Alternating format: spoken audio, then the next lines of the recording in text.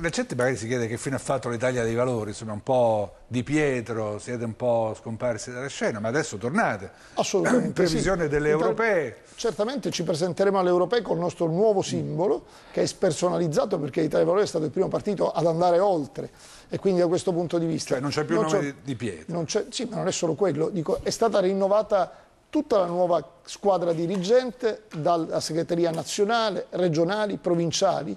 Ci sono i nostri 1500 amministratori nelle istituzioni che danno una mano in questo percorso di cambiamento e aggiungo, sceglieremo i candidati alle europee consultando la nostra community. Sono più di 130.000 persone che sono state consultate perché ha disponibilità a chi vuole, con dei requisiti, con dei curriculum seri. Fate come Grillo, insomma, anche voi candidati no, sul web. No, c'è una cosa un po' diversa, nel senso che poi non solo il web, ma anche il territorio che dovrà condividere evidentemente, non solo con 70 voti sul web diventi parlamentare, ma poi una volta scelti e individuati sarà il territorio a dover condividerli, perché se non rappresenti nessuno è inutile che vai nelle istituzioni, quindi il territorio deve condividere. Il modo migliore per poter scegliere chi ti deve rappresentare e saremo presenti per fare in modo che in Europa si possa portare un messaggio diverso.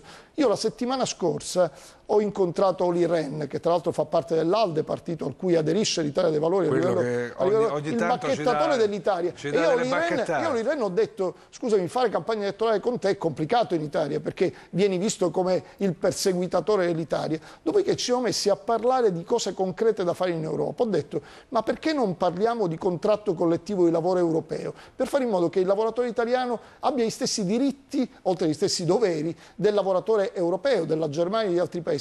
Perché non parliamo di fiscalità uguale nei paesi europei, anziché tassare le imprese? Alla fine ho aggiunto un'altra cosa che credo interessi la nostra scrittrice, ed è quello di investire per esempio più fondi sul recupero dei beni culturali, sulla cultura, sull'ambiente, sul recupero ambientale. Mi aspettavo un no secco. Mi ha detto sì, dice, ma è strano. Dico, ma come sì? Fino ad oggi tu hai detto sempre no all'Italia. Cioè, ma l'Italia non è mai venuta a farmi una proposta, è venuta sempre col cappello a chiedere fammi sforare il 3%. In realtà non c'è mai stata una proposta. Ecco, noi in Europa vorremmo andare riscrivendo una Costituzione europea che parte dai diritti dei cittadini, della gente, e faccia in modo che i cittadini italiani siano cittadini europei come i tedeschi e come gli altri cittadini degli altri paesi. Bene. Questa è l'Europa che immaginiamo e questo vorremmo portare avanti con l'Italia dei Valori.